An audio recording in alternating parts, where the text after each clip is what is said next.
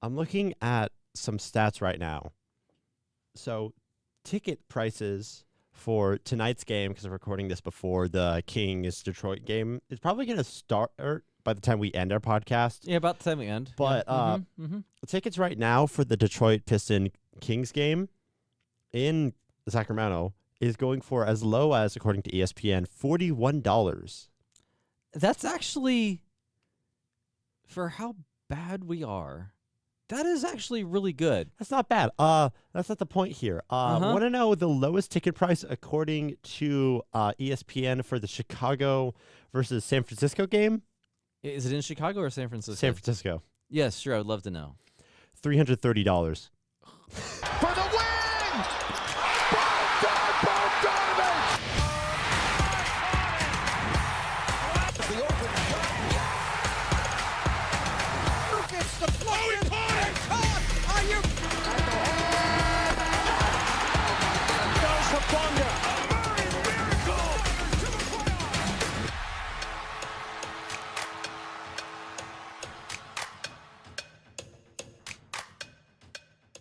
Hello and welcome back to the Eastman Sport Report, your father-to-son, coach-player podcast about the Sacramento Kings and the San Francisco 49ers. I'm your host, Max Eastman, joined once again by my co-host, Steven Eastman. Hello, Max. Hello there, player.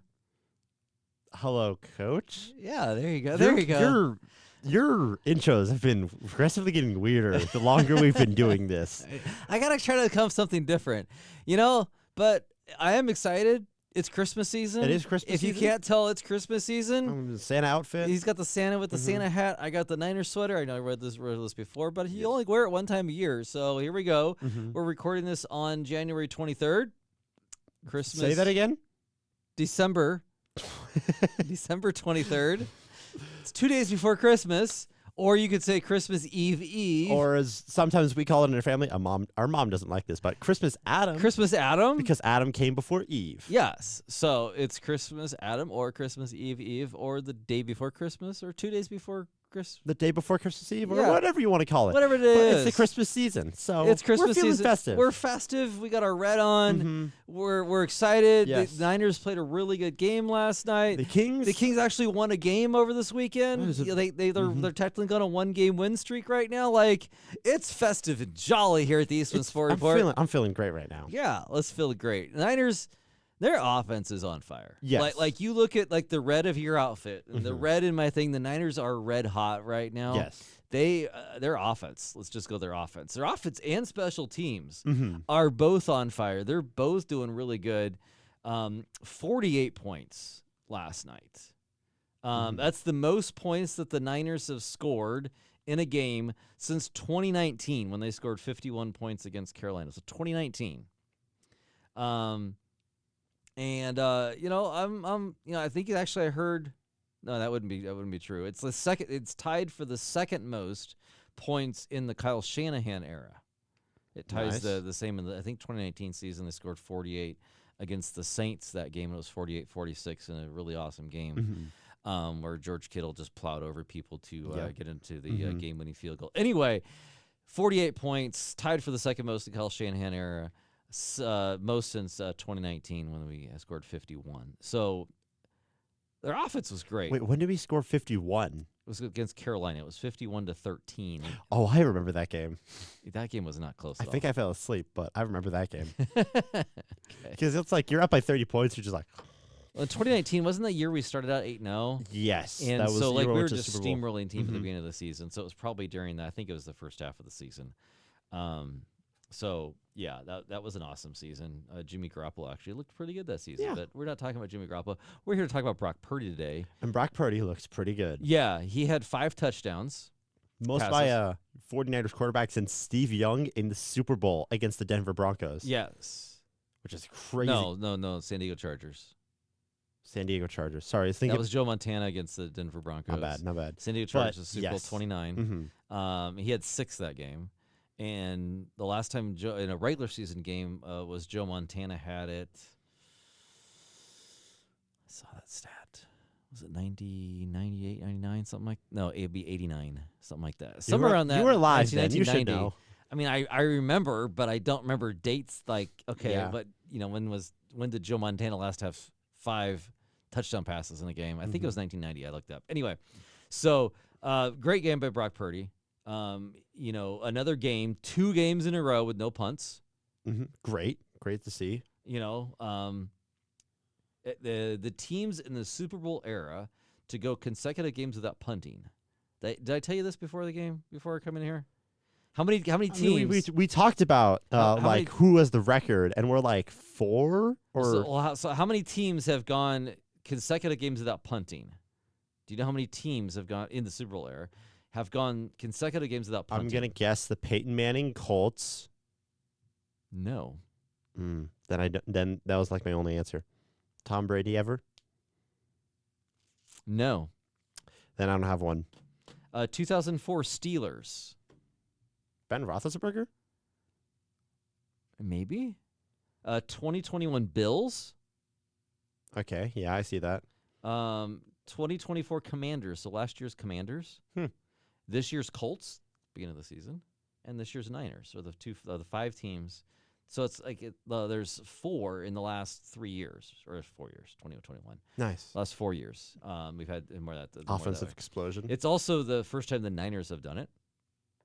2 games. That's pretty good. That's pretty good. Well, it says since 1950, Yeah. but they kind of entered the NFL in 1950.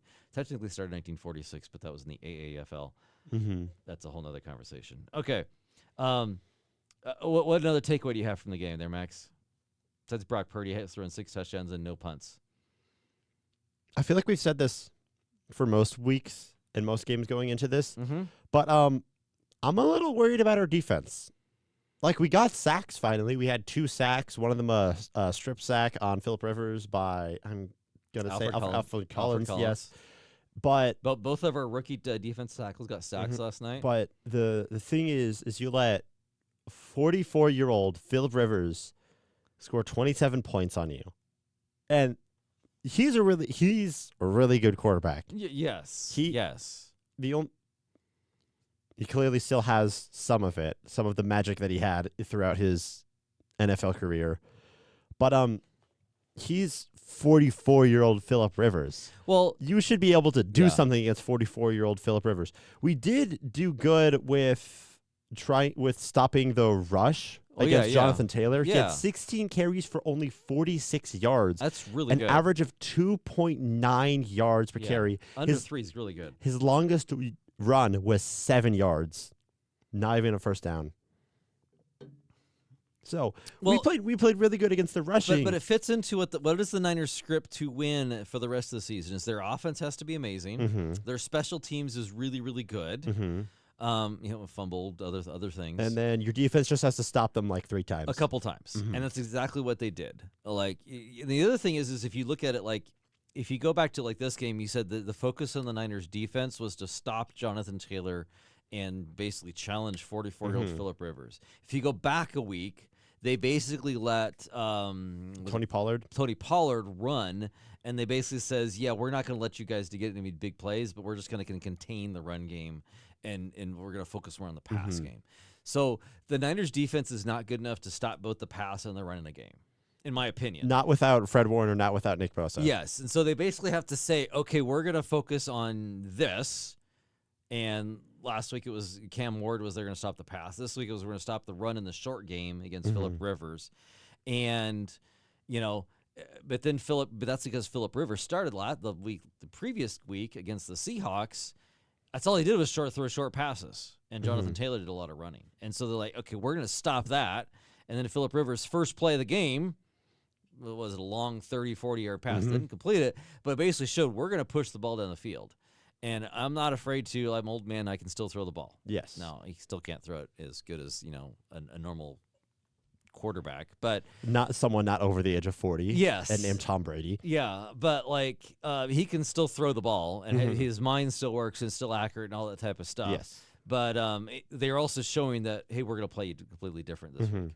And the Niners took 2 possessions on defense to finally get that difference. In the game, and they actually started to change, which I think is if you go back to last year they had a lot of injuries, But they also had a, how do we want to say it? A defensive coordinator with not much experience.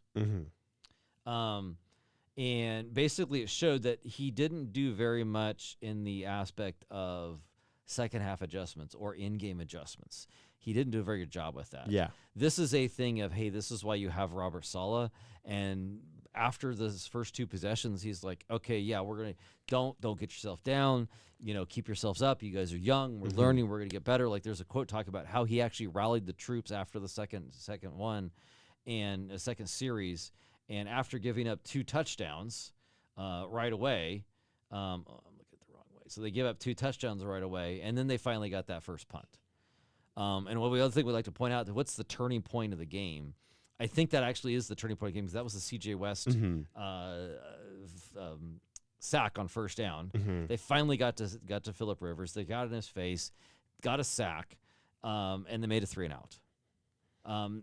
As much as the fumble on the kickoff. I cannot speak right now. As much as the fumble as the kickoff was like a really important part of the game, it led us into starting out on the Colts' basically second drive, already up to a score, already up a touchdown against them, even though we didn't start with the ball, which is insane pressure against the Colts to say, hey, you have to play up to us now. Yeah, you started first, but we doubled you, and now we have the lead. And I think that was actually very important from just a mental aspect because if you flipped it and say that they went down and scored their second drive and they're up 14-7, now your offense just goes down and ties it at 14-14. Now you're like, can you ever stop them? Or you have to wait till the second half to get that lapping type of thing. And so the 2 biggest plays I thought in the first half was that fumble and then that sack by C.J. West to actually force them to get. That was their only punt of the first half, and that was huge because they didn't stop the Niners offense. I could tell they were not going to stop the Niners offense. It's can our defense finally stop them? And they stopped them for a punt, and then they held them to a field goal on the next drive. Yes. So those were big, and then you came out of the third quarter and 8 plays, 64 yards, 31-17. At that point, you're like, yeah, this is pretty comfortable. Yeah, now. pretty comfortable, and now it's a matter of what's the final score going to be. The only time I had a little bit of worry was once Brock Purdy threw his 1 interception. It's not entirely Brock's fault. It should have been a little lower to Kendrick Bourne, and Kendrick Bourne also could have caught it, but it failed on both sides. And then it's like, I called this earlier in the game. You were there. I said, it's like pick 6 right now. And then it took a couple drives, like 3 or 4 for it finally to happen. But we did get a pick 6. And I was like, I'm never wrong. I'm just early. So, yes. That actually interception by D. Winters totally sealed the game. Yes. But I loved the, it was like, hey, yeah, we gave up interception. The Colts are like, yeah, we got a little bit. We're down 2 scores, but it's still 2 scores. And then D. Winters made it 3. But it shows growth by D. Winters because Phillip Rivers was doing a lot of being a coach on the field. Yes. He kind of reminded me of an old Indianapolis Colts quarterback called Peyton Manning. Most people should know him. Or Phillip Rivers. Well, Phillip Rivers was there too. But the idea was that he was calling a lot of audibles at the line of scrimmage. Like he was changing the play, basically saying, okay, this is what the defense is at. This is our alignment. This is the play. Yes. And so when he said 53 Orlando, D. Winters, and the funny thing was Luke Kuechly on the alternative broadcast on ESPN called this out. So there's a great clip online about that. He actually called out the interception before then. But like D. Winters talked about it afterwards. He heard the play. So it's called 53 Orlando. Well, 53 is D. Winters' number. So he's running right at D. Winters, and then he's going to turn around. Well, so D. Winters saw that. As soon as he comes toward him, he's like, he stepped in front of him and got the interception. So it's a great growth that D. Winters is still kind of young. Like he's in his 3rd or 4th season. You don't have Fred Warner. You're kind of now even though Tatum Bethune has the green dot, you're kind of the captain of the senior linebacker out there. And he's, only the 2nd year starting, basically. His 1st year as an official starter. Yes. And he's starting to pick those things up. And that's exactly what you want to see out of D. Winters. So I loved the aspect of it. I can't wait until it's D. Winters, how he's matured and playing this season with Fred Warner as well. Oh, yeah.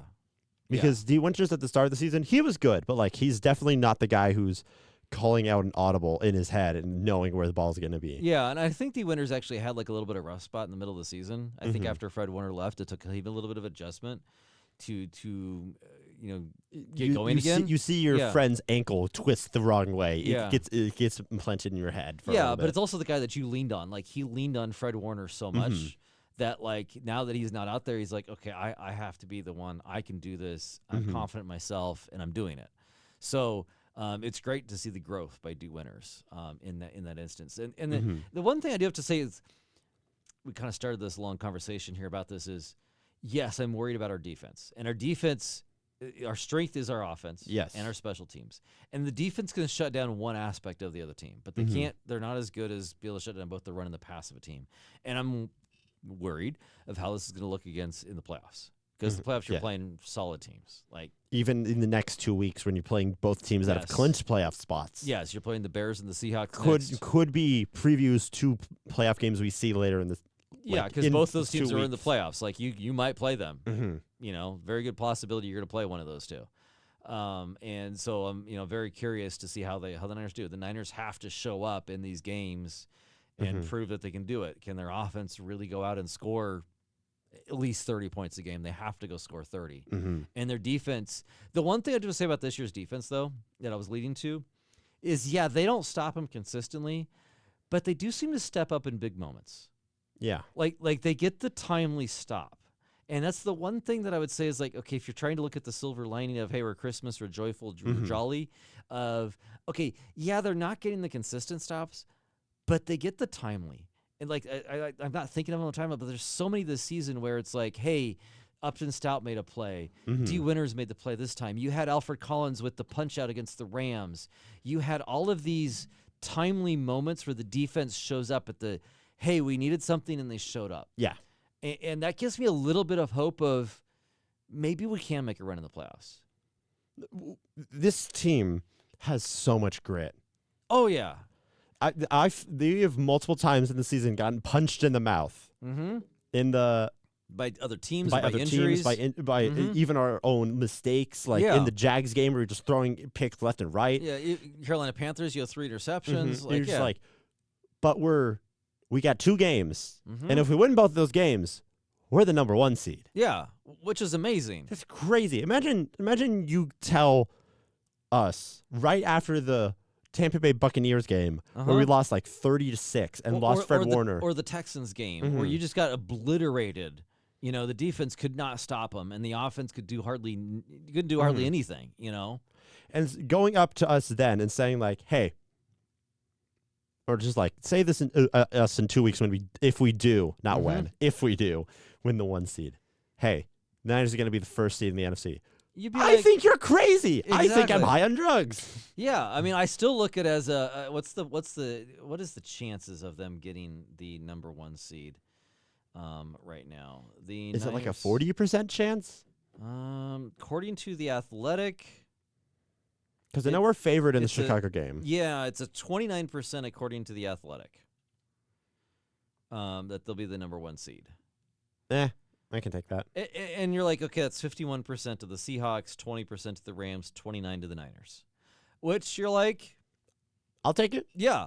And you're like, it was more than it was last week. I think they were like around 10 last week. So, the Seahawks beat the Rams, totally helped the Niners. I mean, it helped the Seahawks more. But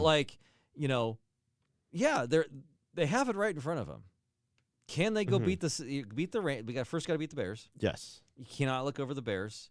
And really, it doesn't matter what the Seahawks do next week. If the Seahawks win or lose, it really doesn't matter whether they have a chance to. Now, the only thing is if they lose, I don't know if the Seahawks if they lose, but then the Seahawks beat the Niners, would the Rams still have a chance to get to the number 1 seed? I'm not sure how that works. I don't think so, but because the Rams still have a 20% chance, so there has to be some scenario where the Rams can get to the number 1 seed. Because 20% chance, but either way, yes, okay. I did the quick ESPN playoff machine. Okay, if the Bears win next week against the Niners, the Seahawks lose to the Panthers. Well, actually, actually, if the Seahawks just This is interesting. So if the Seahawks win next week, or this week technically, against the Panthers, but they lose against the Niners, and the Niners lose against the Bears, then the Rams still get the first seed. Oh, that's how they get there. That's crazy. Uh-huh. So it doesn't matter what the Seahawks do this week. It really all determines if the Seahawks, well, beat the Niners. If the Seahawks beat the Niners, they still technically have to beat the Panthers, according to this, if the Rams win both their games, which they should, because they're playing the Falcons and the Cardinals, which are not really good teams. Yeah. So, anyway, a great scenario. The Niners have everything in front of him, but the Seahawks game is going to be tough. The Bears game is going to be tough. The one thing I'm worried about the Bears is they don't quit. Now, maybe so like if I was to play out like how I think this, we'll get to later how predictions of the Niners game, but let's go through a little right now. Niners Bears, I think the Niners are going to get to a lead because the Bears always seem to give other teams the lead. The Niners always start out pretty hot. It's can the Niners defense do that timely stop against the Bears, because the Bears, like last week, had an onside kick and they just seem to have the luck bounces their way, the ball bounces their way or whatever. And then it goes into overtime, and the Packers don't score first, and then the Bears go down and get the game-winning, overtime touchdown. But they were up by 2 scores. All the Packers had to do was catch an onside kick, and the game's over. And the Bears, but that's what they do all season. And so it's like if they're playing the Niners, like Niners, you have to get on them, and you got to keep going. Like you got to keep going, you got to keep going, you got to keep going against these Bears. Do not let them have a chance. Bears had a 5-game win streak. I think the Niners are right now on a 4 or 5 game win streak. They're on a 5-game win streak right now. So both teams have had a 5-game win streak. The lowest the Bears have scored since lowest the Bears have scored this entire season is 19 points against the Minnesota Vikings in week 11. Okay. So, and in the past few weeks after that, they scored 31 points, then they scored 24 points, then they scored 21 points, then they scored 31 points, then they scored 22 points. So if the Niners want to win, they better score 30 points. Yeah. And you better stop the Bears. Yeah. Because Caleb Williams, as much as I've doubted him over the past few years, and I know you've definitely doubted him. Caleb Williams? A little bit. Yeah. But he's playing really good. No, I give him credit. He's balling out right now. Yeah, he is.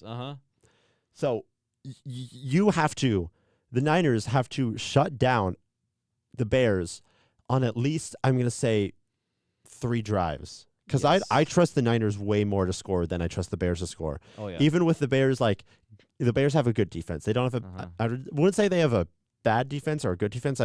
They just have a good defense. It's not a weakness of them.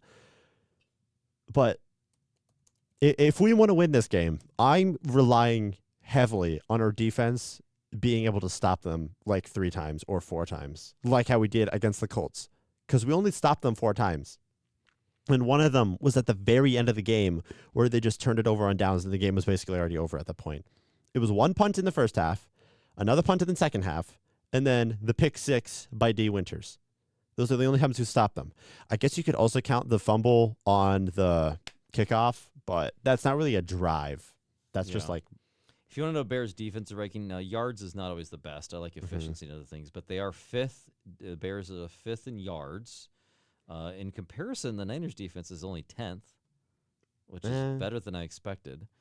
In points, the Niners, 2, 3, 4, 5, 6, 7, 8. Niners are 9th. Bears are 10th in defense. Niners give up. Or is that inverse? That is inverse. So where that's from the bottom, I guess. Because the Niners are getting up 26.1, Bears are getting up 25.8. But the Bears get a lot of turnovers. So that's definitely the path for the Bears to win, is if Brock Purdy throws more than a couple picks. You probably could get by with 1 and still win the game. But if you get you get multiple turnovers in this game, that's what the Bears thrive off of. So that was it. Okay, so back to the Colts game. Any other notes that you want to talk about with the Colts game? Who's your player that you could be really thankful for as we go into this Christmas season? The play? The player. Oh, I'm not ready for that yet. Why are you not ready for that yet? There's a few other notes I want to have. Yeah, you say them then. Okay. I was trying to lead you in, and you're just like, no. No, I'm not ready yet. Okay, fine. Sorry, I just put a stop to that. Pinheiro. We didn't talk about Eddie Pinheiro, Pinheiro's yes. 64-yard field goal. He almost made it. That was an excellent kick. Mm-hmm. It was straight down the middle, doinked off the middle. You're like, oh, like It was like right there. yeah. I Like- still wanted to make it, but it's Mhm. his first official miss on the season. Mm-hmm. So he was started 26 for 26. Now he has a And we're miss. like, Kendrick Bourne, who set up the kick, couldn't you have gotten like half a yard. Like, That's all we needed. or 1 yard? Like yeah. it would have been right. It would have barely Yeah, went by, but I he know. would have gotten it. So Other notes here. We talked about Thomas Morstead hasn't had a punt in 2 games. He's somebody said him he's the 2025 Maytag repairman. If you guys know what that means. I don't. It's an old commercial for us older people from my era. Anyway, the Niners tied the Steelers for most wins on Monday Night Football. They technically tied them earlier in the season, but then the Steelers won. Was it last week? Yeah. Monday Night Football, so they went ahead, and the Niners tied them again. So that's because the 2 teams have played a lot of Monday Night Football over the seasons. Other notes about Brock Purdy. He has a 144.6 passer rating when targeting George Kittle this season. That's pretty good. The highest between any quarterback-receiver duo of the last 5 seasons, minimum 50 targets. That's pretty good. That's Do pretty you good. do you want to talk about the Brock Purdy efficiency rating that you found earlier? Yes. Okay, so We'll there's, show it. there's 2 charts. One of them is quarterback efficiency on all downs. Mhm. And this is all weeks, so weeks 1 to 16, minimum of 200 plays for a quarterback, all downs, all quarters. And if you show all of them, Brock Purdy is up there, and he's basically even with Drake May, Jordan Love, and Sam Darnold's a little bit down from them, but they're kind of up there all by themselves. Now, if you go to just 3rd and 4th down, this is the one we want to put on the screen. Yes. Is the 3rd and 4th down one. And it's like everybody's in this clump down here, and the best one is still Drake May, Jalen Hurts is down there, Jordan Love, Daniel Jones, Josh Allen. Those are the guys there. Yeah, pretty good names. And they're all there. And then Brock Purdy's like way up here. In a league, like- in a league of his own. Literally, if you were to put this in the tiers, he'd be like 3 tiers above everybody. His efficiency on 3rd and 4th down is just crazy. Which is like it gets back to is like when you get to 3rd down, it's 3rd and 9. You're like, I don't care. Brock Purdy can make that throw. I don't care. He could do that. Now, if it's 3rd and 20, I probably have left confidence. But when it's 3rd and less than 10, I have 100% confidence that Brock Purdy's going to go make the play. You're like, I don't care. I know he can do it. He could even run for it. Yeah, he could. These stats show you're like, yeah, I have confidence in Brock Purdy. I think there was one drive that we had. I don't remember exactly when it was. Mm-hmm. There was a Brock. It was 3rd and I think like 8 or something. And Brock Purdy runs it in, and it's like 4th and 1 after that. Oh yeah. And then it's like, and we still go for it, and then we get the QB sneak off of it, and we keep on going. And we score the touchdown, and it's just like Kyle Shanahan's confidence in our ability to convert the short short distance is like, it's such a breath of fresh air rather than like it's 4th and 1 and we're punting it and we're down. It's like, come on, Kyle. Like, I understand it's the safer play, but you need to go out there and score. I love Kyle's aggressiveness. I know he said this last year everyone was calling out Kyle Shanahan last year of, he's on the hot seat, all this stuff. And I said that Kyle Shanahan needs to evolve as a playmaker. And I think this season he has. I heard another person comment about that where it's like Kyle Shanahan's going for Coach of the Year or candidacy, let's put it that way. Yeah. His candidacy for Coach of the Year.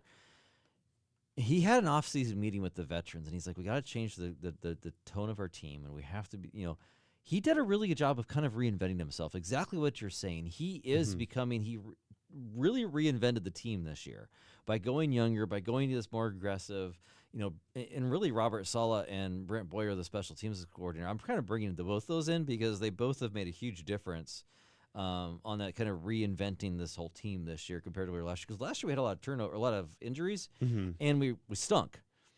It was not a normal Niners team. This is what we expect out of the Niners it's next man up. And they really have it. They have the fight. They have the timely stuff. Yeah. Okay, one more thing before we move on to the player of the game. Before we go to your thing, I do want to say for Kyle Shanahan, after Monday Night Football, he has moved to 2nd place. Oh. betting odds wise behind Mike Vrabel for Coach of the Year. Oh, okay. And Mike Vrabel is plus 150. Mm-hmm. Kyle Shanahan is plus 200. That's getting closer. That's pretty close. Okay, getting closer. So yeah, okay, maybe. mm-hmm. Maybe if he goes and gets the number 1 seed. And also, I was messing around with the playoff machine once again. If the Bears win both of their games, and the Niners and Seahawks, and the Seahawks lose one game, and the Niners lose one game, it doesn't matter what the Rams do. The Bears get the first seed. So, clarification on that. Okay.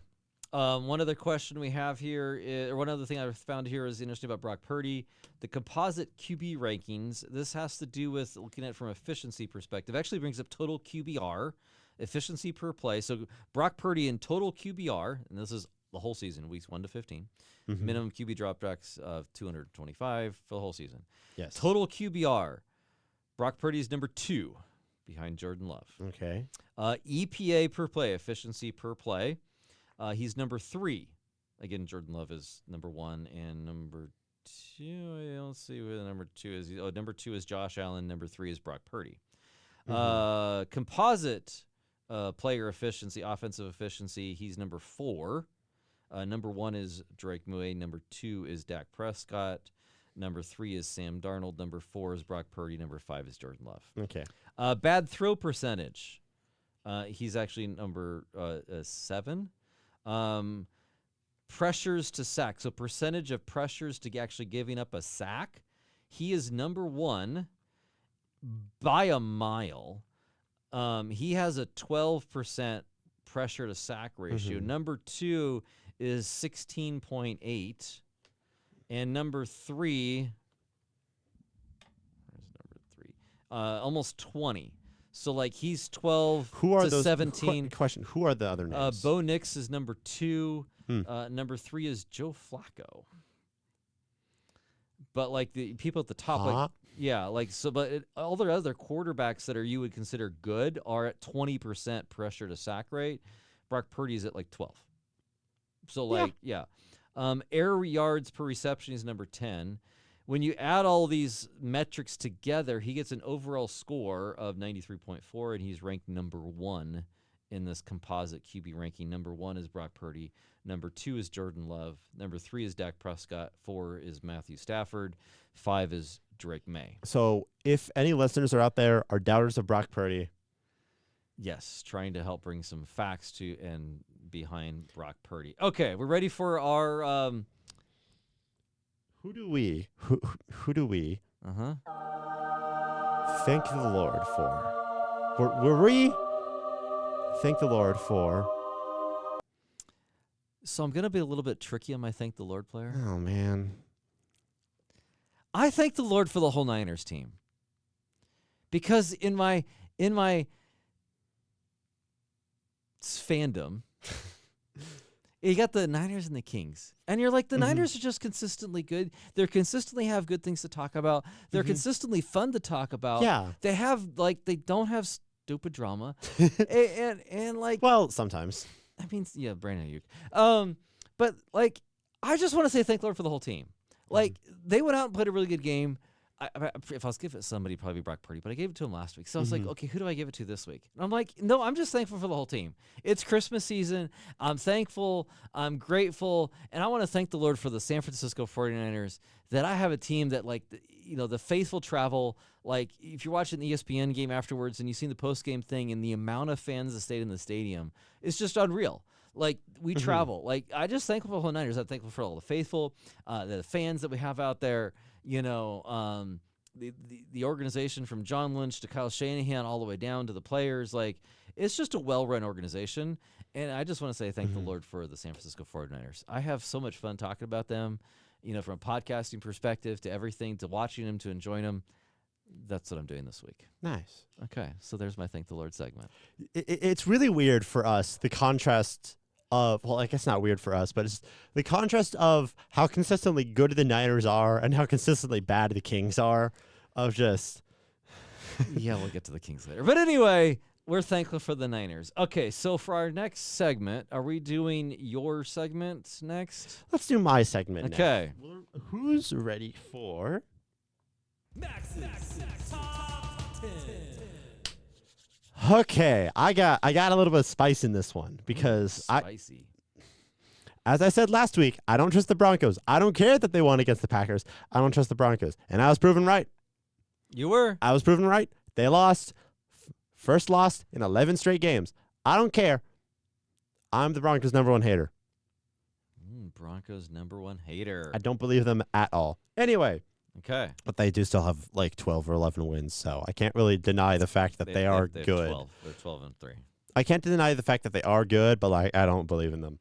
Okay, so starting at number 10. Yes, number 10. I have the Houston Texans. Oh, I think okay. the Houston Texans are a really, really hot team. Their defense, I think like starting sort of with the Niners game, has been lights out. They have been shutting down teams left and right onto their way to sneaking in to the 7th seed of the playoffs. And yeah, the Houston Texans. C.J. Stroud is finally playing like his rookie self again. Yep. He's throwing all these passing touchdowns to Nico Collins and Joe Mixon.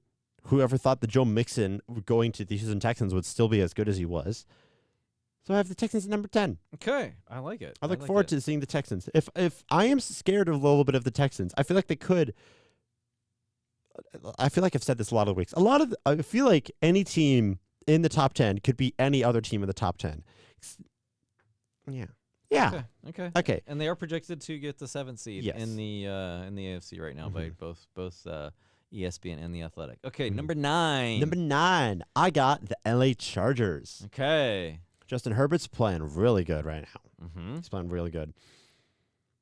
I've said so much about these teams. I keep on forgetting my talking points. Can I just go through my list? Sure. Because I want to talk about the Kings a little bit Okay. Number 8, I got the Denver Broncos. All the way down at 8. All the way down at 8. Okay. Because I feel like if they play most of the teams above them, they're going to lose. Most of the teams above them on this list, they're going to lose. Well, the Athletic dropped him from 2 to 7. So you're at 8 is not like outrageous.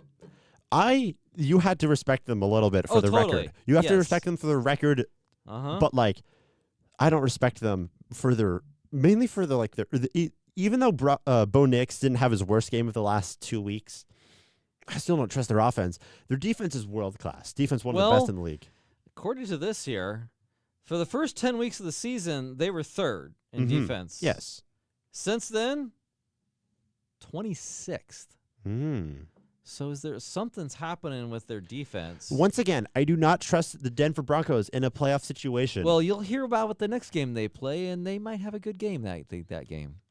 Oh, against the Kansas City Chiefs? On Christmas night. The imploding Kansas City Chiefs with their third-string quarterback with a guy I don't even know how to pronounce the name of. Chris Oladokun. Don't know if I said that right. Probably did. Probably not right. I'm sorry. I have not heard anybody else say The your Kansas name. City Chiefs that just lost to the Tennessee Titans? Yes, those guys. Anyway, so I trust the New York Giants to beat the Chiefs right now. Okay, number 7. I got the Chicago Bears. Ooh. They went up one spot. Then I Okay. had them last week. They were at number 8 Okay. because of their really impressive comeback win against the Packers. It is. I agree. It's a really good game. Mhm, I watched some of. I was Saturday night. I was at a bowling alley with some of my friends, and like I was watching the game, and I go, "Huh." The Bears are down a little bit. Okay, they're probably going to lose. And then I'm driving home, and then I look at my phone and I go, "Well, when I get home, I look at my phone and I go, wait a minute, they won? They what?" Yeah, I watched the end of that game. And you're just like, they won? Yeah. Well, I was watching it. I watched the whole end of that game, and I still don't believe how they won. It's such an interesting game because, like, first of all, Jordan Love got hurt. He got concussed, and Malik Willis came in. Malik Willis is not a bad backup quarterback. And he actually did pretty good. He's a pretty good backup. They had like a two-score lead. Mm-hmm. Yeah, they did. And that the Packers heater stopped working for some reason. I don't know what happened there, but it's just craziness. And I'm sort of happy for the city of Chicago that they actually have, like, their Bears team is actually good, because I don't remember the last time that they were good. Like even having a good quarterback. Even having a good quarterback. Yeah. Like I remember I'm happy for him for that. Back when I know I was alive when the double doink happened. I don't remember that at all. Uh-huh. But I I'm happy for them. Yes. Number 6 Mm-hmm. is one of the hottest teams in the NFL right now, in my opinion, over the Houston Texans, as one of the hottest teams in the NFL. The Jacksonville Jaguars. Yes, those Jaguars. Their defense is playing so good, and Trevor Lawrence looks like the promised child he was. He's balling out. You don't have 6 touchdowns in a game and not get respect on your name. Mm-hmm. You don't go out and They've beat a won team. They've won 6 straight. They won Yep. 6 straight. Mm-hmm. You don't go out and beat a team that had 11 straight that people had ranked number 2 in the entire league, even though I didn't, and beat them, and I get some respect. So Yeah. the Jags, I'm a little scared of you, the Jaguars. I'm glad I don't have to play you unless we meet you in the Super Bowl. I don't really think you're going to go to the Super Bowl. It could happen. I mean, This season. yeah. Out of all seasons, it could happen this season. But You look at mid-season trades, not usually a big thing, but they traded for Jacoby Myers before the trade deadline. He And unlocked their offense. yeah, like maybe they just needed this one extra wide receiver so that they actually could have a complement of offense. Yes. A complement of full-on offense. So like at the good start job. of the season, it's just Yeah. like a mess of like pass Yeah. doesn't work sometimes, run doesn't work sometimes, and like you win games and you lose some, and you like Yeah. get 4 interceptions against the San Francisco 49ers. So Yeah. Anyway. Okay. Jags are pretty good. I'm looking good at my prediction of saying the Jags are going to win the AFC South. We'll have to have our All the way season. back. Actually, no, our I didn't. season recap video. Actually, no, I didn't. I'd say the Texans would win. The Texans still could win, but I'm looking pretty good at my thing of the Jags are actually going to be good this year. Okay. Anyway, number 5. Mm-hmm. I think they lost this week, but I don't. It's against the team. I don't. That's not the point. I have the Buffalo Bills. The main reason I have the Buffalo Bills. They beat the Browns. Oh, they beat the Browns. They lost 2 weeks ago. Yes. They just beat the Browns. The main reason why I have the Bills here is because out of every team in the AFC playoffs right now, the Bills are the only team that I can see in my head, like imagine them making it all the way to the Super Bowl. Like I trust. I don't know if I know they've been like mediocre this year. Like their defense has been letting them down, and Josh Allen's receivers haven't been able to catch the ball. And even when they lead on James Cook, a lot of the times he's not able to lead them through. I mean, in But some ways they have the same record as the Niners. Yes. So like they've had some bad games. Totally Yes. agree. You know. Especially as of late. Like they looked really good at the beginning of the season. Yeah. But they're kind of like cooled off a little. But they're still the Buffalo Bills. You still have Josh Allen, probably one of, if not the best quarterback in the league right now. I trust the Bills in a high stakes scenario. Yeah.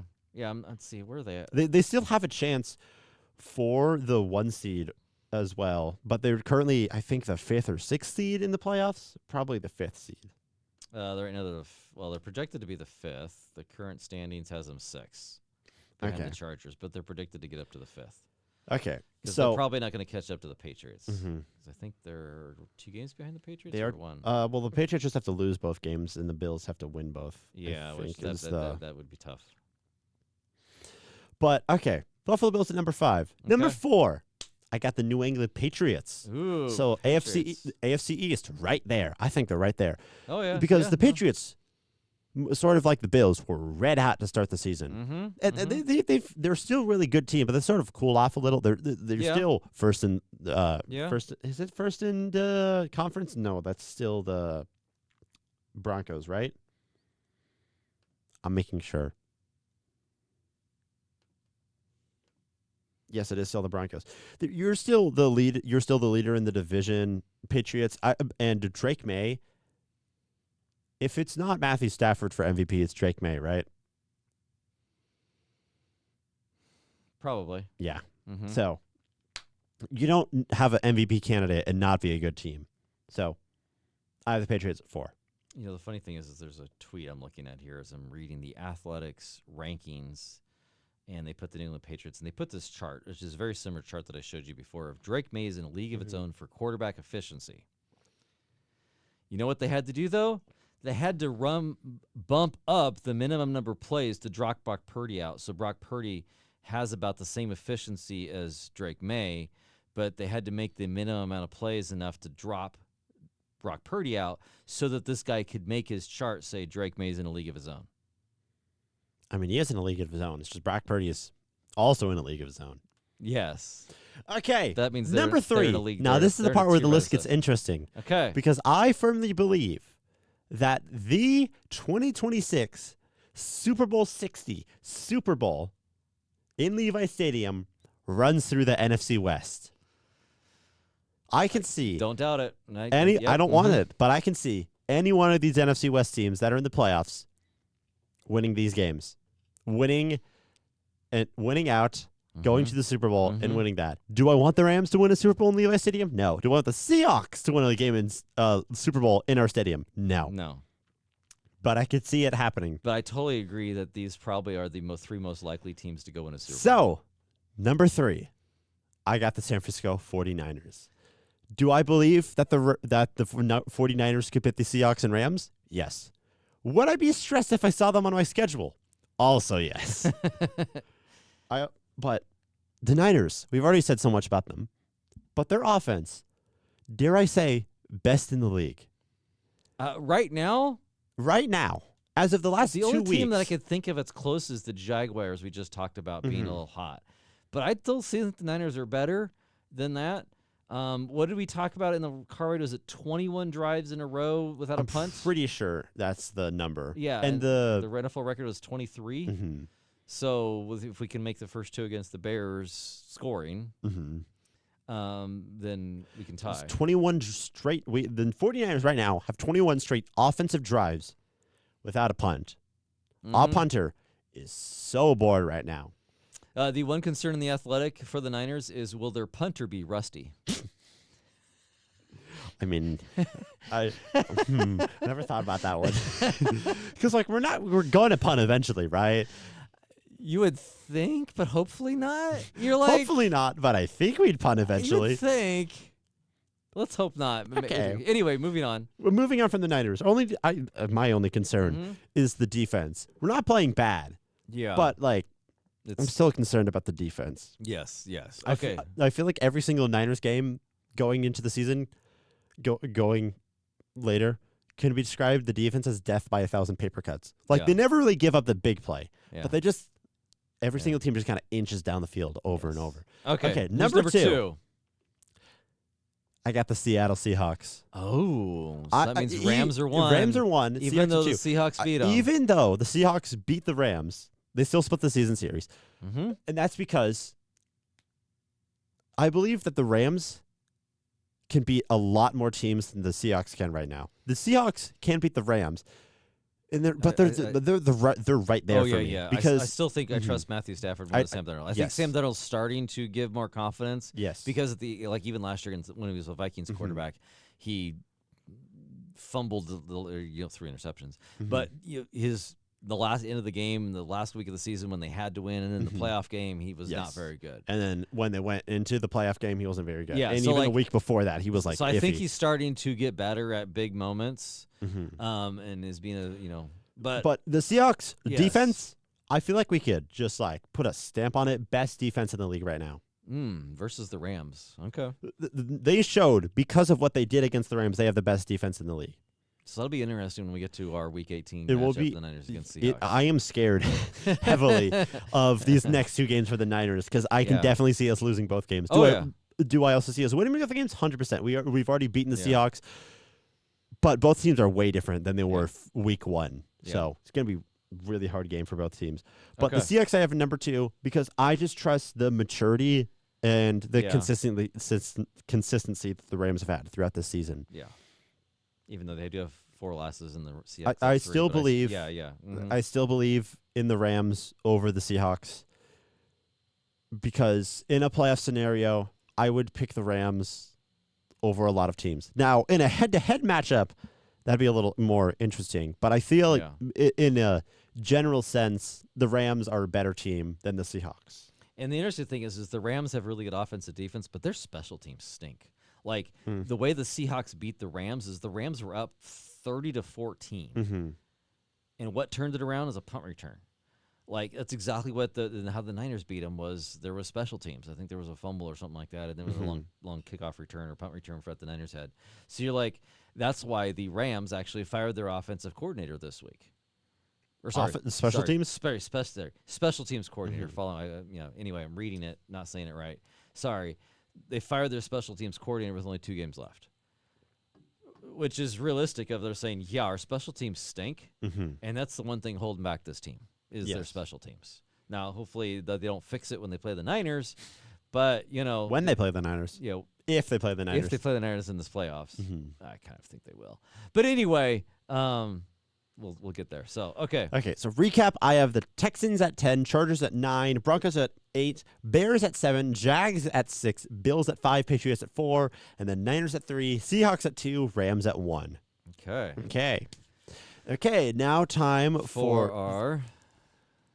Let me turn this down a little bit because it's always a little loud. Primetime Picks, where we pick out your primetime games of the NFL schedule and tell you if they're going to win and who's going to lose. So I just like this music. Yeah, you said that last week as well. I know. I feel like you're repeating yourself the farther we get along. The farther I get into it, it's like, that's just good music. Sorry. Anyway, Primetime Picks. Last week... I have not added up our total season stuff. I probably need to do that over Christmas break here when I'm off of work. I have some time and have a break out from coaching. Anyway, I was 3-1 last week. Max was 2-2 last week. We do pick the primetime games, which are harder to pick. What was the game we both got wrong? None of them, because we both picked the Niners. Yes. And then the other 3 we were alternate. So I got one right. That's the one you got right. All right, because I picked the Rams, and then you picked the Seahawks. I picked Chicago. You picked Green Bay. Then I picked the Ravens, and I was so close to getting the Ravens game right. Yes. I was this close. But I got it right. So, okay, so this week's games. Now, this week's there is a lot of NFL spread out. There's 3 games on Thursday night on Christmas Day. So Christmas Day. Is there like a Friday game too? I don't think there's a Friday game. No, it's Thursday, then 2 on Saturday. Normal Sunday, and then there's Monday. So what? Just so people know, we are picking called the Primetime Picks. So there's 4 days of Primetime Picks. So we're picking the last day game on both Thursday, Saturday, Sunday, and Monday. Monday night. Okay, so which once again includes the Niners. It does include the Niners. So we just have 4 days. Okay, so Christmas Day. Do I even have to talk about this? Broncos Chiefs. Who do you have? The Broncos. The Broncos. Yeah. Okay. They got a 3rd-string quarterback for the Chiefs. And moving on. Well, the only question I have is, will Travis Kelce retire at the end of the season? I don't think at the end of this season. At the end of the season. I think he has like one more in him. I don't know. I think he got one more. Quick Kansas City note: they're moving from Kansas City, Missouri to Kansas City, Kansas, which is all part of the same metro. So it's only like a 30-minute drive. I looked at wherever they're supposed to move to. So they just kind of, it's not a big deal. It's not a big deal, but it does technically move a state. For those of you out there, yes, they have announced that. We'll see if they actually do. My sister was really excited about that for some reason. Yeah, she's a Swiftie. Anyway, okay, shout out to her. Okay, Saturday night football, Ravens in Lambeau Field against the Packers. That's probably gonna be a cold game. It will be most likely be a cold game. I'm hoping to be a snow game. I love a little bit of snow on the field. Not a blizzard snow, but has seen some snow and some flakes. It's always a good show on TV. I think the key aspect of this game is Lamar Jackson going to be healthy? Is Jordan Love going to be healthy? Yes, quarterback health is number 1 in this game. Because Jordan Love has a concussion. I don't know what's going to be with him. I'm assuming he's going to play. But the Ravens, I just know Lamar hurt his back, and I don't know what that means. I haven't heard anything about Lamar besides he injured his back. I don't know what part of his back. I don't know how long he's expected to be out. I don't know what's going on with Lamar. An MRI on Monday. It didn't reveal any damage. They're not saying anything. Yeah. So I got no idea. He's considered day-to-day with a significant contusion on his back. What does that mean? It means he hurt his back. A contusion, he hurt it. Okay.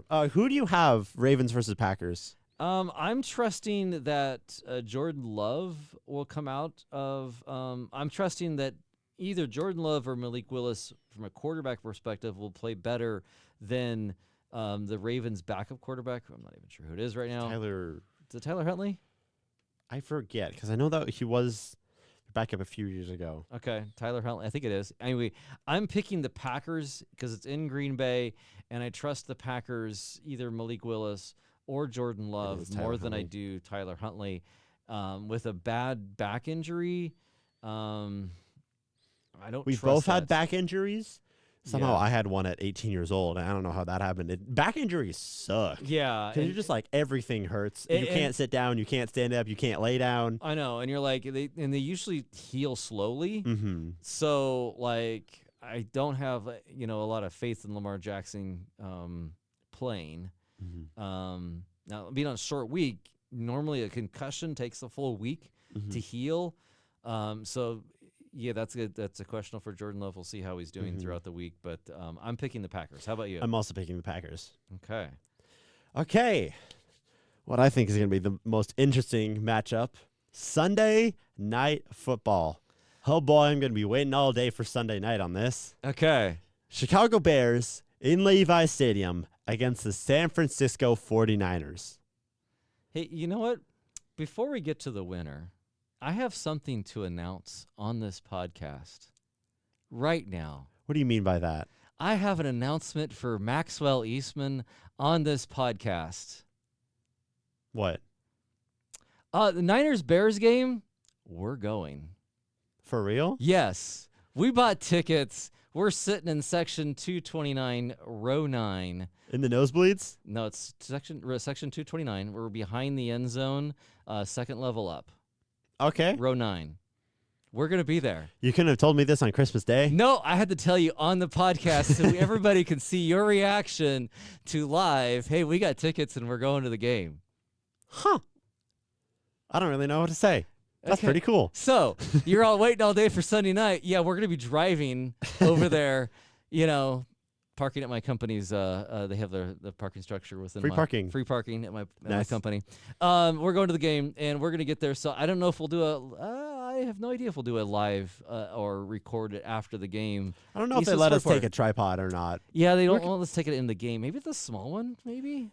Maybe we could just keep it in the car because it's not the farthest. Yeah. Anyway, we will get to go there and enjoy the game in person. So Are we get to see are the we going to tailgate? Is the Niners real Bears. How question. early do we want to get there? Mm. Okay, now I've totally distracted his primetime picks.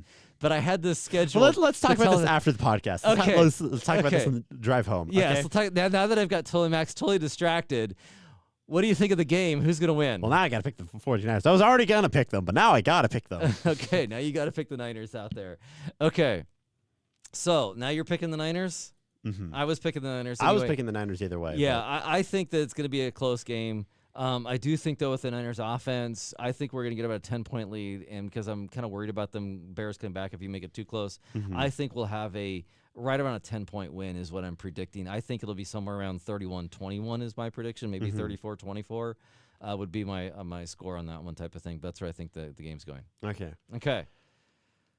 Now that I've distracted you. Monday Night Football. I feel like we're going to pick the same picks on all of these, if I'm being perfectly honest. Rams Falcons. That is probably Falcons, best team. No, not Falcons. Rams, best team in the league versus Falcons out of the playoffs.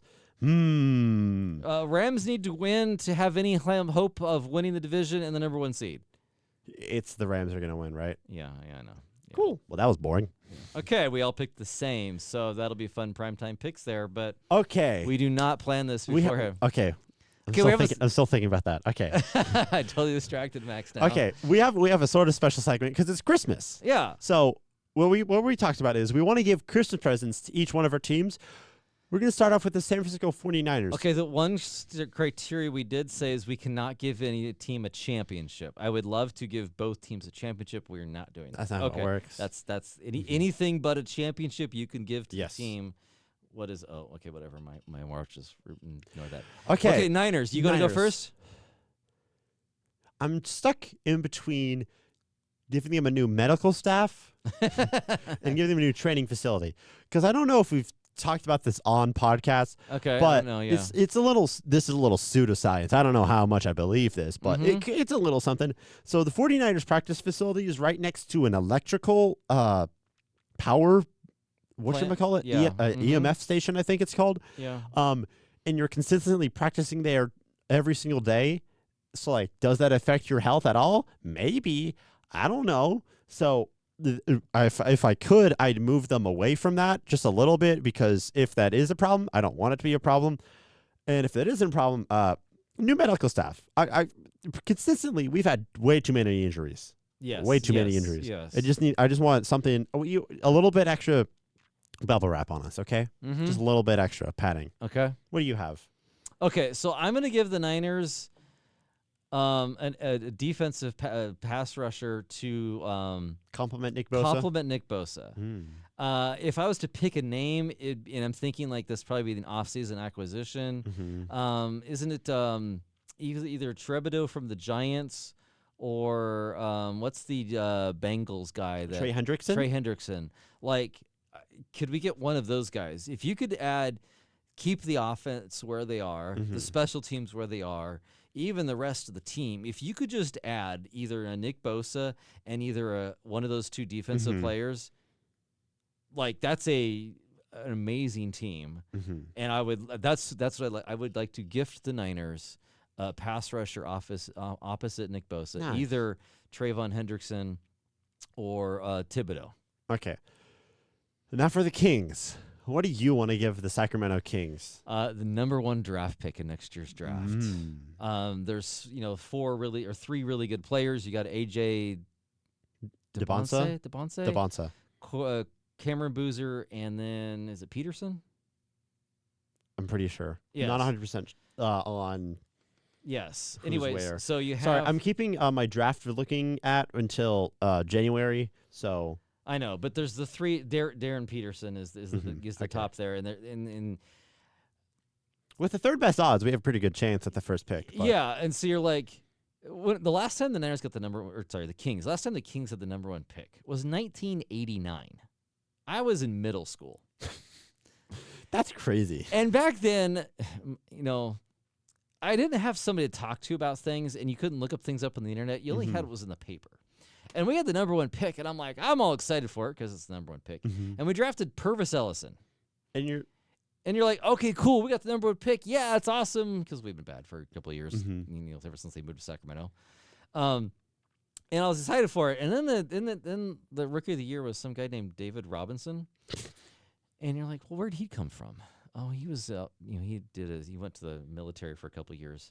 And I'm like, you look at teams that like the San Antonio Spurs, who got David Robinson. The 3 times they've had the number 1 pick, they get David Robinson, generational talent, Tim Duncan, generational talent, and Victor Wembanyama.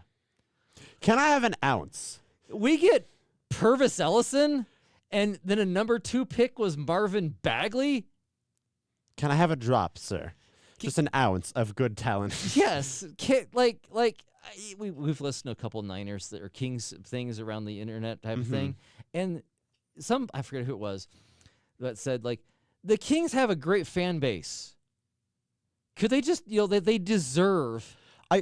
Throughout this entire like 3-day stretch after the Kings beat the Rockets, and the clips of Russell Westbrook's 3 to take it to overtime and Dennis Schroeder's 3 to seal the game, and like the crowd erupting is like people on the internet like, this is a 7-win team. Yeah, going into the game we had 6 wins, and we almost sold the arena out on Christmas weekend. What the heck? I mean, like, that's a really good fan base, and that crowd was popping. Like, you read all the stuff going online about that stuff. Like, that was a poppin' arena. What do we deserve as Sacramento Kings fan? Can we get the number 1 pick? Like, that's what I would gift the Sacramento Kings is like the number 1 pick. The entire NBA social media on Instagram, Twitter, what have you, or it's just like, the Kings deserve a good team. Yeah. And I'm like, we had a good team. Yeah, and we messed it up. Now, I trust Scott Perry more than even Monte McNair.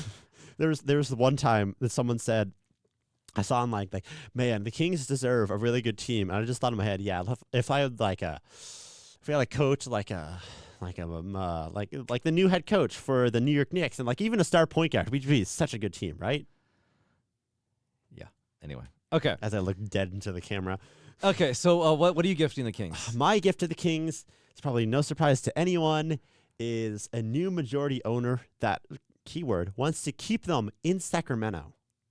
And stay out of the way. The business of the because basketball operations. I as much as I don't like Viva Granadeve, I'm pretty sure he's not going to leave the Kings anytime soon. Even if he does sell majority stock, he's probably going to still have some part of the Kings. Yep. But also, you're an owner, not a GM. How many times have I said this on this podcast? Do your job. Your job is to hire people to do other things.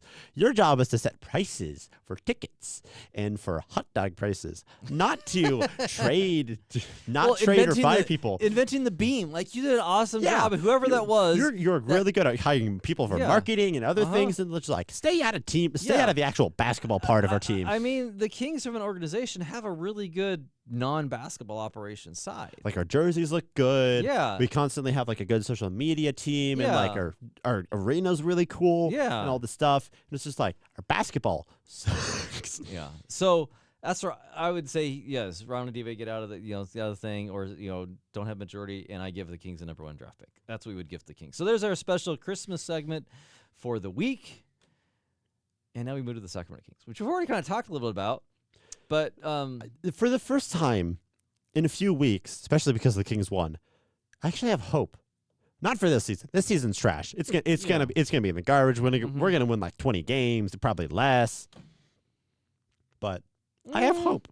I think if I was to revise my prediction, which I did 35 or 34 at the beginning of the season, I'll have to go back and look. And I said we probably had a range between 25 and 50. I think was my range. I think I should lower it, and I would think I'm right now just pulling a number out of the hat. I think 22 is where we're going to end up. Mm-hmm. So seems like a reasonable number. Yeah.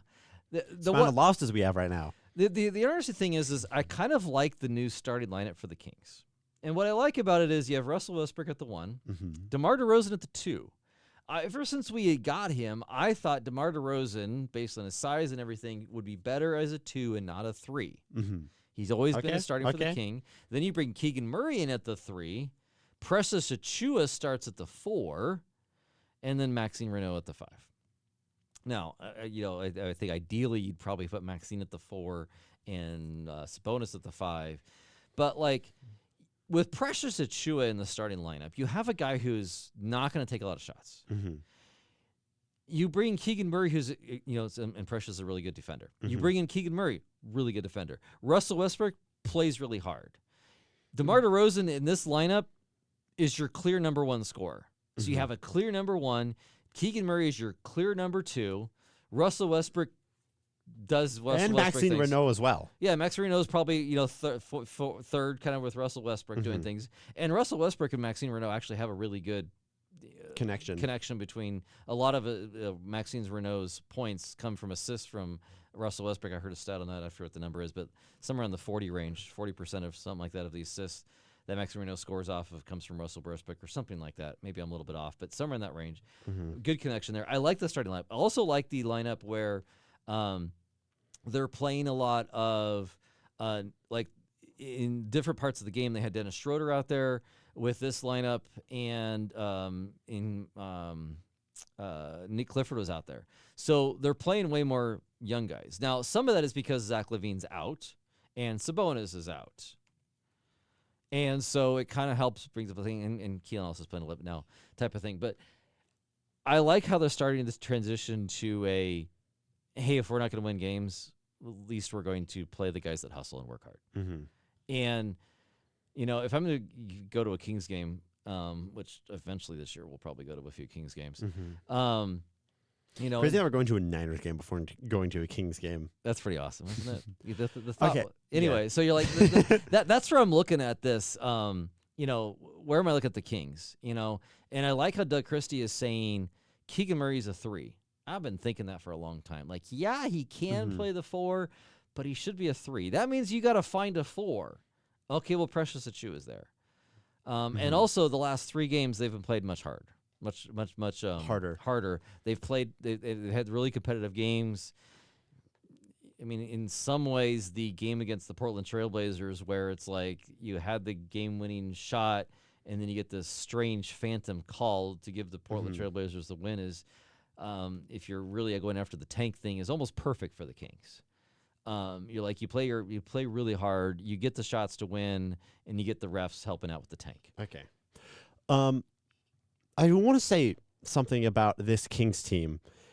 It's about the roster that we had at this game that led us to the win against what is considered one of the better teams in the NBA. Yeah, Houston Rockets. I want to go back to the very first game of the season against the Chicago Bulls. Okay. If I think that's the first game of the season, or one of the earlier games in the season. Okay. We lost 113 to 126. Our players that played some of the most minutes that game were Domantas Sabonis, DeMar DeRozan, Russell Westbrook, Zach LaVine, Malik Monk, Keon Ellis. Okay. I'm going to read out the people who played the most minutes this game. Keegan Murray, 47 minutes. Maxine Renault, 37 minutes. Russell Westbrook, 29. DeMar DeRozan, 40. That's pretty good. Okay, and then also going to the bench, Dylan Cardwell played 21 minutes. Dennis Schroeder played 32. But I think the most important part, with Maxine Renault's 37, Nick Clifford played 27 minutes. Keon Ellis played 9. Malik Monk played 5 minutes in this game. Both of them had a negative point differential. I think the future of this team, as shown by, I think this is probably going to be the thumbnail of this video, or it's going to be one of the Niners ones, because the Niners get more clicks than the Kings, but the image in my head of Keegan Murray, Nick Clifford, Dylan Cardwell, and Maxine Renault, all four of them lighting the beam after they beat the Rockets. Oh, together. That's the future right there. Yes. That's the future of the Kings. Because Dylan Cardwell is an undrafted free agent, but he plays really good. He has such a heart. I talked about this before the podcast. If you watch some of the clips after he got, like, was the game before against Portland, the home game, he got like 5 blocks. Yeah. And after every block, he's like egging on, the crowd. Like, he's such a crowd pleaser. Like, the Sacramento Kings fans love a guy that hustles. And also, when Russell Westbrook hit the game-tying 3 to send it to overtime, or is it after the Dennis Schroeder 3 that sealed the game? One of those two. Houston called a timeout. Point is, Dylan Cardwell ran to right after it was made, ran over to play defense, not realizing they called a timeout yet. That's heart right there. Yeah. That's basketball right there. He's ready to go. Yeah. I love the heart of Dylan Cardwell. If part of me is like, Domantas Sabonis is injured, right? And it's weird that he said it was 4 to 5 weeks, and then it was like, he needs another 4 to 5 weeks. Maybe he needs another 10 weeks. Because you're like, in some ways, like, I just want these young guys to play. Yeah, like, we're not going to go anywhere this season. Yeah. And in some ways, it's like either you trade Sabonis or maybe just sit him all season because, like... Well, if you want to trade him, you probably have to play him. Well, yeah. But so maybe there's a team that's like, prove that he's healthy and will trade for him before the deadline. Maybe that's going to happen. But, like, Sabonis is probably never. He's the heart and soul of this team. Like, from an aspect of he's played injured so many seasons. He plays really hard. He always gives, like, he's never a guy that you question his effort out there. But, like, this team does not fit his skill set. So which this is a mismatched team in so many ways. But, like, it's either you just let him sit, or you trade him, because basically, like, exactly what you said. I want to see Maxine Renault and Dylan Cardwell play majority of the center minutes this season. Because, like, they got to grow. And just like when you're a player, you can get better in practice, but playing in the games gets you better. It was like my freshman year. I was like thinking, I know I said this before, and then it happened. I was like, I kind of can't refuse. I said I don't want to play varsity because I want to play JV and I want to actually get minutes and play. Because if I'm a freshman in varsity, I'm probably not going to get any minutes. We both know what happened my freshman year. Did I get minutes? Well, no, not very much. And when I did get minutes, it was because we were getting blown out. Well, and then you got injured like 4 games into the season, so you didn't play much. I didn't play much in the first place. Yeah, and you were injured. So if I was on JV, first of all, probably wouldn't get injured because I got injured in practice because my coach literally ran me into the ground. Not a joke. He was there. Yeah, I was there. And then I probably would be a better player than I am right now because I would have had competition to play against and actually played games. Yeah, so playing games is important, and so it's like when giving we Dylan Caldwell and Maxine Renault minutes is super important. I also like. I see some of the people on my team and like how they could improve, and it's just like I understand the want to, especially this year, win because we have a bunch of seniors on our team and we're trying to win, but like we have a few. I think the most interesting part of my personal team, the team that we're both part of. I don't want to say the name because I don't want to dox myself too much, but we're consistently playing this one freshman over like a junior that we have on our team and a sophomore that we have on our team and even a senior.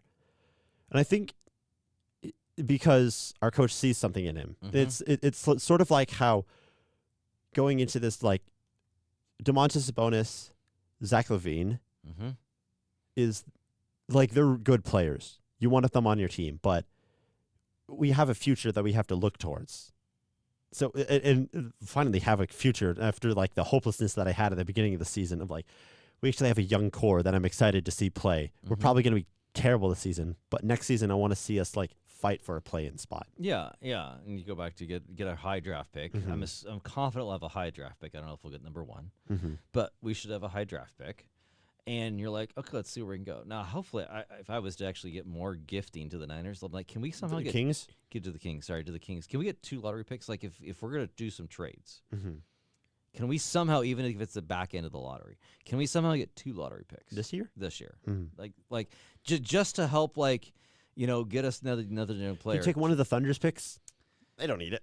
Yeah, would you trade a future player and a first round pick to get the Thunder's pick this year, like the Clippers pick this year? They're not giving the Clippers. Yeah, they're not giving the Clippers pick. But I think there's a couple others that they might give up either give up Houston's or Philadelphia's. Yeah. Even though they're both not in the lottery right now, but yeah. Anyway, that's one thing like just to help along this thing here, but I totally agree with the let the young guys play. You're at 7 wins on the season. You're not going anywhere, and unfortunately, I mean, I would love to see them turn it around for some crazy reason and get to the playoffs. That would be an amazing story. But it's starting 7-22, yeah, but let's just be real, it's not going to happen. And anyway, there is a little bit of hope with the Kings that they're playing. I mean, they do have the worst record in the West. Okay, that's fine. At least you're not the Pelicans who have they're only 1 game better than the Kings, and they don't have their first round pick. They traded away. The Kings are in control of all of their first round picks. We'll see how that goes throughout the season. But there's a little. The last couple of games has given me a little more hope. Not per se this season, but yes, looking forward, looking to what happens. And even after on this. even on this season, it's like okay, they're playing the guys that they need to play now. I love Malik Monk, and I don't know what's going on with the Malik Monk situation. Yeah. There's been some things that I haven't totally heard about, but you're like, okay, are you trying to trade Malik Monk? The other thing I would say is like, okay, we all know that the Kings are probably trying to want to trade a couple players or multiple players. The other thing you got to get really ready for is what happens if we don't trade anybody this season because no one wants our players. Like, there's a real possibility that like we want to do a trade, and nothing happens. And the other thing I've heard some people talk about is, okay, I like Malik Monk, and I really like where he's at. But I love the player. But, like, if you trade Zach LaVine and Sabonis and DeMar DeRozan and then you trade Monk, is that a different reaction than if the first player you trade this season is Malik Monk? Probably. Because if you're trading Malik Monk now, I think he has a trade value. I think Keon Ellis has a trade value. Don't know about LaVine. Now, the other thing I've heard about is like, okay, maybe Milwaukee Bucks want Zach LaVine because they need a secondary scoring option. Hopefully they do. Would you attach Keon Ellis to get rid of Zach LaVine? I didn't want to do it at like the start of the season, but